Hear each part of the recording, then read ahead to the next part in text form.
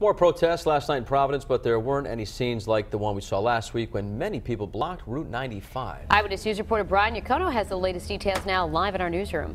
Good morning. This protest in Providence, peaceful and controlled, but it had been scheduled weeks ago to highlight growing frustrations with law enforcement and the treatment of minorities.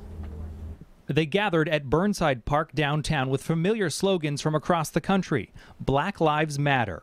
The roughly 200 protesters then made their way through the city to the State House, hopeful their message would attract attention and, more importantly, encourage peaceful conversation. It's important that people recognize that and that people see that changes need to be made in order for there to be justice, in order for the police to serve their original purpose, to protect people. 1 week after protesters took their frustrations onto 95, blocking traffic and leaving a handful in cuffs, this march wrapped up quietly on Smith Hill with 4 minutes of silence.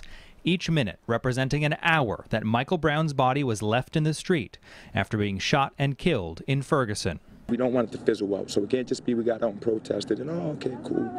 We need to support legislation, we need to support initiatives, all of these sorts of things that keep consistent in our statement that we're not going to accept unprofessional or disrespectful law enforcement behavior.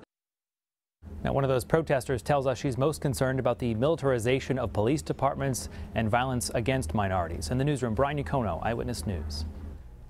Of course, you can count on Eyewitness News for continuing coverage of the grand jury's decision not to indict Officer Darren Wilson and the protests that continue to follow. Plus, you can get updates anytime on our website, WPRI.com. There you can also find the transcript of Officer Darren Wilson's grand jury testimony, photo galleries, and all the latest headlines. It is